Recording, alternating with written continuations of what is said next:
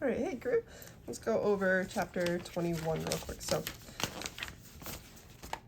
we're going to be talking about organic chemistry, mainly organic chemistry naming. And the reason for that is we'll come across some structures that we'll need to know, particularly methyl groups and things like that in the future. So it's good to have, we're going to jump ahead to chapter 21 and then we'll go back to I think chapter 11, 12, 13, those chapters after this. So the most important thing is carbon likes to form 4 bonds. The reason for that is, if this is the periodic table, I suppose I could just pull one up, but just cleans it up a little bit. If that's our periodic table, carbon is right here. It's in the 4th column. And if you remember, we call these columns 1, 2, 3, 4, 5, 6, 7, and 8. Really, we call them groups. This is group 1A, group 2A, etc. But they're the most common ones, so we just say them.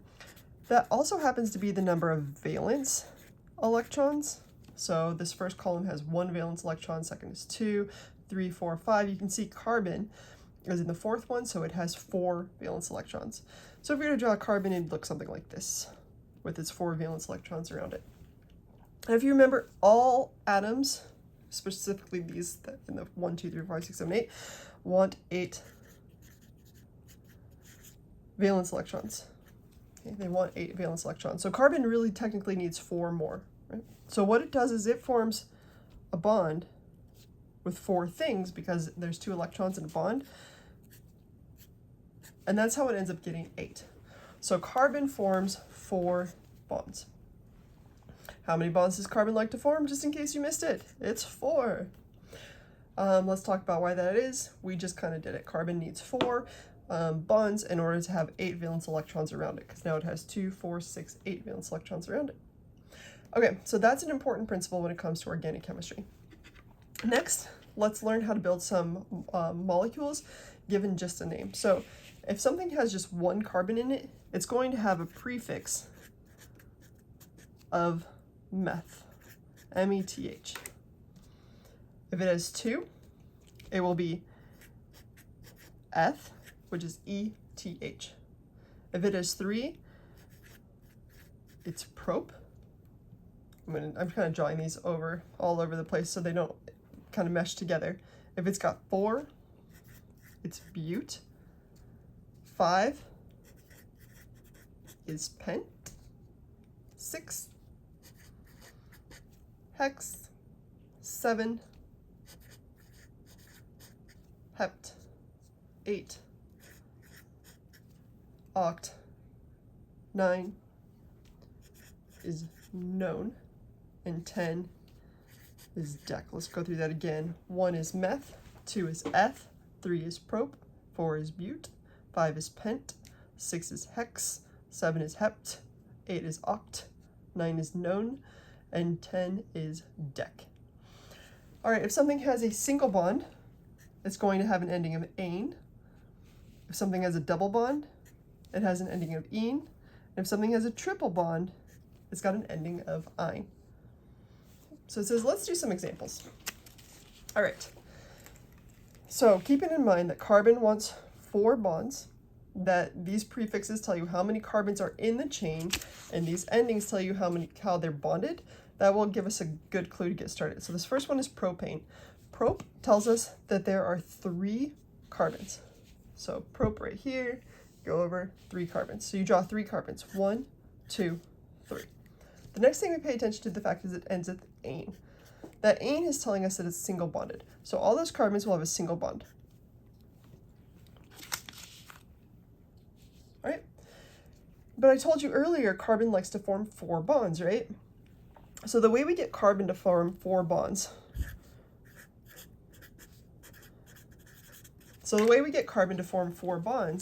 is by looking at each carbon and adding the appropriate number of hydrogen to give it 4. So this carbon currently has 1 bond, so we need 1, 2, 3 hydrogen.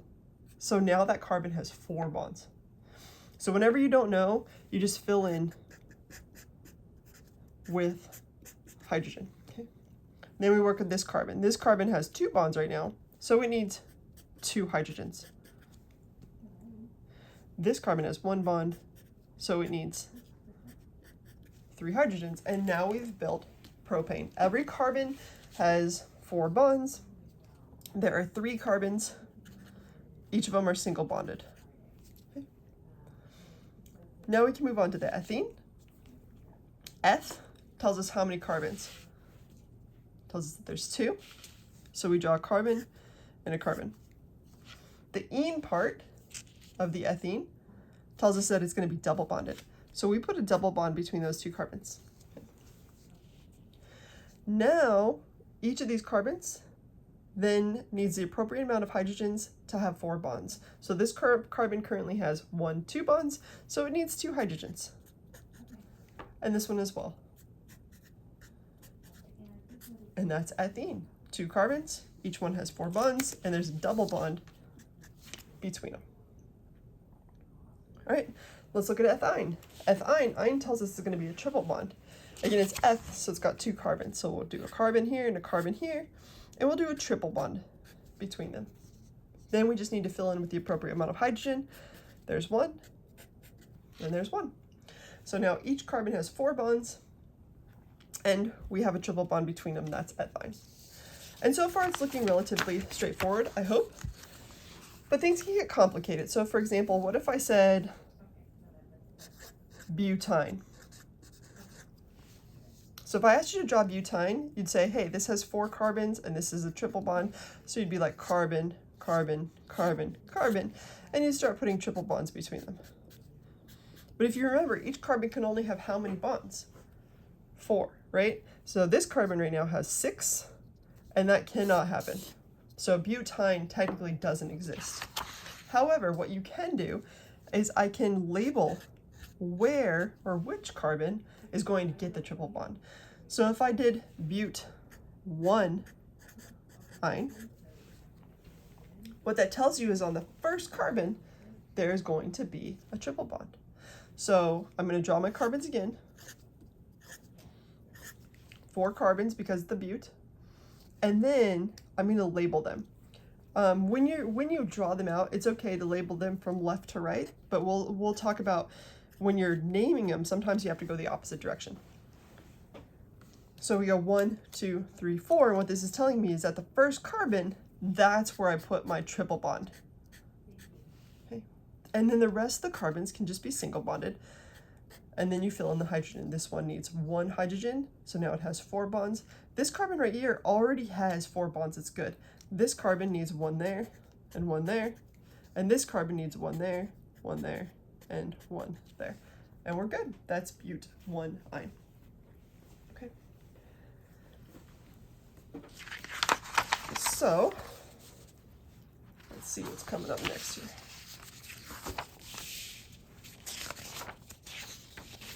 So it says name these. All right. Before we do that, I'm going to go back to this example. I think it's better I fill in a few more things. So this is but1 ine, where we have 4 carbons, and this is a triple bond. But what if I drew it like this one? And there's nothing there, and this one has a hydrogen. Okay, so if I drew it like this, sorry, ignore that little mark. I was going a little crazy with hydrogens. So if I drew this sucker right here, it has 4, so hopefully you're automatically thinking it's a but, and I asked you to name it, so it's a but something. But when you go to number carbons to figure out which one has the triple bond, you always want to start at the point of difference that you encounter first. So for example, if I went this way, I have to go through 1, 2, 3 carbons before I get to the triple bond, right? But if you number backwards, 1, 2, 3, 4, I only go to the first carbon before I get to the triple bond. So I'm going to do that again. If I go 1, 2, 3, then I encounter this, so that can't happen. But if I go 1, I encounter that on the very first carbon. So you want to start the numbering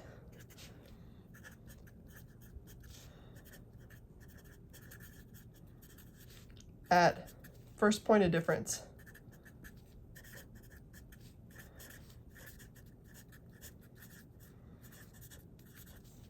that's going to give you the lowest number. So again, if we went this way, would we have had a 3? Here, we encounter it right away. So this is a but, then I encounter a 1, and then the triple bond is ein. Okay, so but 1 ein. And hopefully that's looking a little familiar because up here, this was also but 1 ein, right? But if you look at these two things, which are exactly the same, if you took this sucker and you flipped it around, because these are three-dimensional molecules, these are molecules that are sitting in space, right? So there's three-dimensional space. If you move this thing around, you would get this one back, right? It'd be the exact same thing.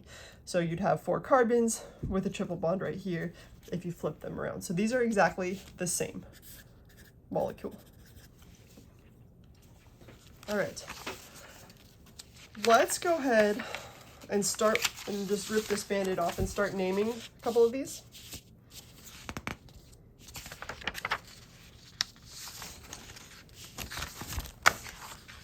Okay, so this should have a little hydrogen right there. Not bad. All right, so it says let's name them. So what you want to do is you want to again start the numbering, the carbon numbering, to find the first point of difference. So here I go 1, 2, 3, 4, 5, 6, or I could go 1, 2, 3, 4, 5, 6, or I could go 1, 2, 3, 4, 5, 1, 2, 3, 4, 5, 6. Lots of different ways to do it. I could even go 1, 2, 3, 4, 5, and then up to 6. So what you want to do is first look for the longest chain.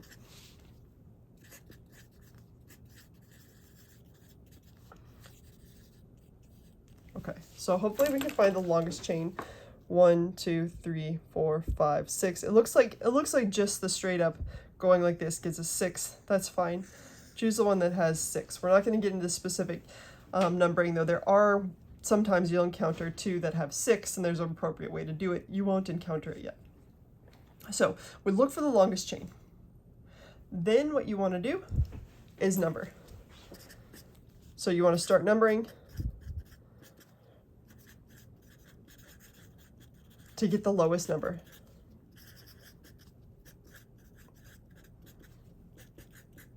So you want to start the numbering so that you're going to get the lowest number. So here if I go 1, 2, 3, 4, 5, 6 versus 1, 2, 3, 4, 5, 6. Okay. So I either start with the 1 here or the 1 here. If I start with the 1 here, I encountered this sucker. We have 2 things that are kind of sticking off of it. If I start the numbering here, I encounter this one on number 2. If I start the numbering here, I go 1, 2, 3. I start the numbering at 3. So I want to do this way because that's going to give me the lowest number. Okay. So this is the first carbon, second, third, fourth, fifth, sixth. On the second carbon, I have this thing sticking off. Hopefully you agree that this one is just 1 carbon, and we call that sucker a methyl group. These are pretty much the only 2 things that you'll encounter sticking off of chains in this class. So this is a methyl group because it has just 1 carbon, so it's meth. You can probably guess this thing then that has 2 carbons would be called an ethyl group. Okay. So hopefully you agree the methyl group came off of this 2 carbon. And the ethyl group came off of the 4 carbon, okay? And that this whole thing is all single bonded carbons, and there's 6 of them. So it's some kind of hexane. So if I put it all together, we'll go ahead and include this rule. You want to alphabetize the substituents. What just came off, they're called substituents. So you want to alphabetize the substituents and then put them in front of the hexane. So E comes before M. So therefore this is a 4 ethyl, 2 methyl, hexane. Okay, 4 ethyl, 2 methyl, hexane. All right, and that would be your final answer. Again, we put the E before the M because of it was alphabetized. All right, now going over to this one, a little funkier. Let me zoom in a little bit. So there's many different ways to do this. We're going to label it the only way that we know how thus far, and that's just to have either methyl or ethyl groups sticking off of it. So we can go 1, 2, 3, 4, 5. 1, 2, 3, 4, 5. 1, 2, 3, 4, 5. Don't forget to go backwards maybe. 1, 2, 3, 4, 5. So no matter what, you're going to end up with 5. The way that you end up with 5 with things sticking off of it is either down like this, you can go like that, or just straight across, or you can go down and across. There's many different ways that all get the same answer, but in general, from what I see, is kind of going just straight across like this. Let's keep our life simple. Okay. Now we need to do, so we looked for the longest chain, we got it. This is 1, 2, 3, 4, 5, so this is some kind of pentane. Sometimes it helps to write it down so you know what you're talking about. So we got a pentane there. I can lift it up a little bit. Okay. The next thing I want to do is number so that the substituents are popping off the lowest number. Here I have 1 carbon thing, so this is a methyl group. Here I have a 2 carbon thing, so this is an ethyl group. And now I'm going to find a way to attach those to the pentane. So if I go 1, 2, 3, 4, 5, or 1, 2, 3, 4, 5. If I go this way, left to right, I go 1, 2, that methyl ends up at a 2. Actually, I'll just write next to that. So this is going to be 2 methyl. And on the 3rd carbon is an ethyl, so 3 ethyl. And then you just put it together alphabetically. So this would be a 3 ethyl, 2 methyl, pentane. All right, if we'd gone the opposite direction, it would have been a 3 ethyl, 4 methyl, and that's too high of a number. All right, last but not least, this sucker right here. So let's see if we can find the longest chain. If we go here, it's 1, 2, 3, 4, 5. Okay. But if we start labeling right here, 1, 2, 3, 4, 5, 6, and that appears to be the longest chain. So you circle that chain, and it's 1, 2, 3, 4, 5, 6, or you go the opposite, 1, 2, 3, 4, 5, 6, depending on where that substituent is. This is a substituent hanging off. This is a methyl group. So here we have a 6. This is definitely a hexane of some sort. Okay. Now all we got to do is do the numbering. So if we start here, we come to that methyl group at 1, 2, 3. If we start here, we get to the methyl group at 1, 2, 3, 4. 3 is lower. So we're going to start 1, 2, 3, 4, 5, 6. So this gives us a methyl at the 3 position. Therefore, this is just 3 methyl hexane. And we are donesies. All right. Well, let's keep it moving. It says let's go backwards. Build some on our own.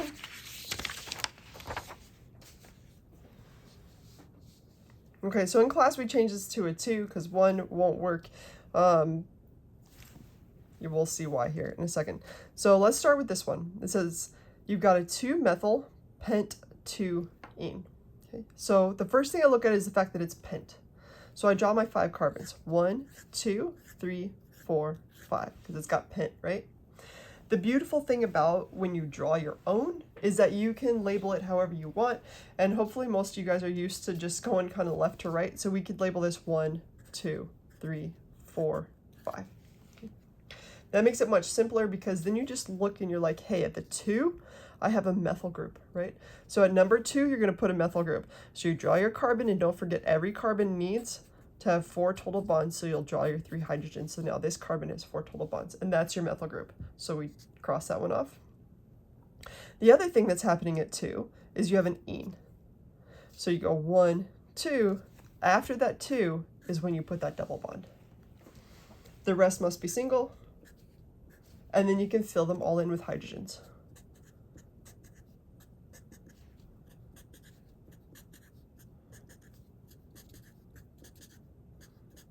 And there we go. And that would be our 2-methylpentene. Now, if I had added an extra methyl coming off of the 1, the reason we had to change this number is if I'd added an extra methyl off of this, then it would have been part of the longer chain, if that makes sense. All right, let's do this one, if it exists. So this is an oct. So what you want to do is I shouldn't say oct, I should just say oct-3-ene. So sorry, not octa. So on this one, we want to draw 8.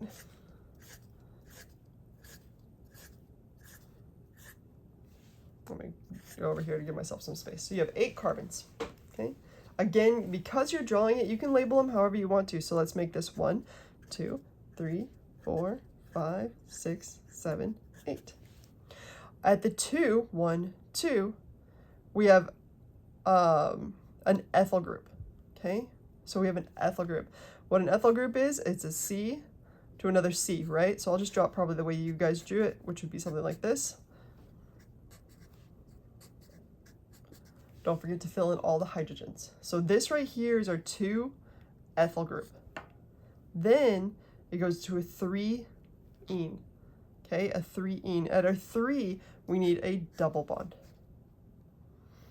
And now we fill in everything with singles, and then everything with hydrogens. This one needs hydrogen, hydrogen, hydrogen.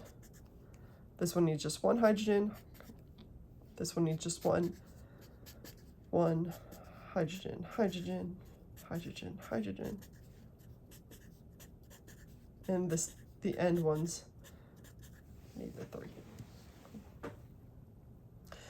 Now, as someone pointed out in class, is this actually 2-ethyl oct-3-ene? Or is there more to it now that we've added that ethyl group? If I asked you to name this, hopefully you'd start by looking for the longest chain, right? First you'd look for the longest chain, and then you start the numbering, and then you put things alphabetically. So let's look for the longest chain. Is it 1, 2, 3, 4, 5, 6, 7, 8? Or is it 1, 2, 3, 4, 5, 6, 7, 8, 9? Hopefully you agree it's 9. Now our longest chain, or has always been, is that, okay? So this is actually a known. So now we can start labeling it. This is 1, 2, 3, 4, 5. If we'd gone this way, we'd get 1, 2, 3, 4, 5. Ooh, actually, this is really good. So here we go. 1, 2, 3 before we get to a substituent, but over here we go 1, 2, 3, 4, 5 before we get to a substituent. So 1, 2, 3, 4, 5, 6, 7, 8, 9. And now let's label it. So it's a known now. We know at least it's a known. We also know on the third one, there's a 3 single thing, the single carbon, a 3-methyl. So this is some kind of 3-methyl known. Last but not least, at the 4, there's a double bond. So known 4-ene. And this would be the final answer for that question. All right, crew. Hope that helps and that you have a wonderful day.